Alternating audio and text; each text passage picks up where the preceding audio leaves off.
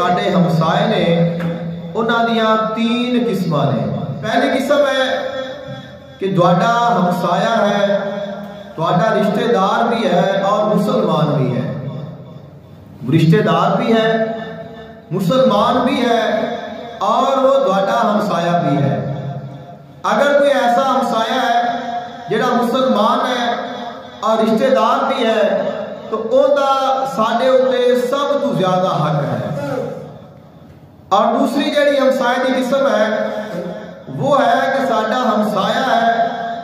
مسلمان ہے لیکن ساڈا رشتہ دار نہیں ہے، تو قرابت داری اس کے نال نہیں ہے، رشتہ داری نہیں لیکن وہ ساڈا پڑوسی ہے اور مسلمان ہے۔ تو دوسری قسم ہمسایہ دی یہ ہے، اور دوسرا جڑا حق ہے وہ اس ہمسایہ دا ہے۔ اور تیسرا جڑا ہمسایہ ہے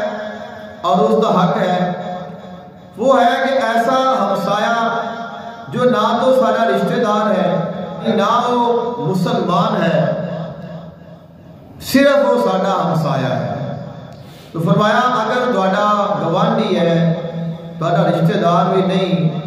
اور مسلمان بھی نہیں، غیر مسلم ہے، تو پھر بھی تسی اون دے نال حسن سلوک کرنا ہے تاکہ جو اللہ نے انہوں حق ادا کیتا ہے کہ دولت حق ہے وہ ادا ہو جائے، اور اس طرح ایک جڑا کامل اور پر امن جڑا معاشرہ ہے وہ بن جاتا ہے۔ کیونکہ ساڈا جڑا دین ہے، ساڈا اسلام یہ جوڑنا سکھاتا ہے، توڑنا نہیں سکھاتا، اور یہ محبت سکھاتا ہے، نفرت نہیں سکھاتا، یہ آباد کرتا ہے، برباد نہیں کرتا، اجاڑتا نہیں، وسانا ہے، پریشان نہیں کرتا، خوشیاں دیتا ہے۔ تو ہر کسی کو اللہ تعالیٰ نے اپنا ایک حق عطا کیتا ہے، فرمایا کہ تیرا گوانڈ چاہے جیسا بھی ہے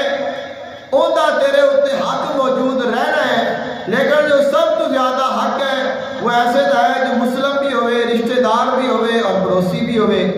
دوسرا ہے وہ مسلمان ہے، رشتہ دار نہیں لیکن پڑوسی ہے، اور تیسرا ہے کہ وہ مسلمان بھی نہیں ہے، رشتہ دار بھی نہیں ہے لیکن تیرا پڑوسی ہے، تو ایز اے پڑوسی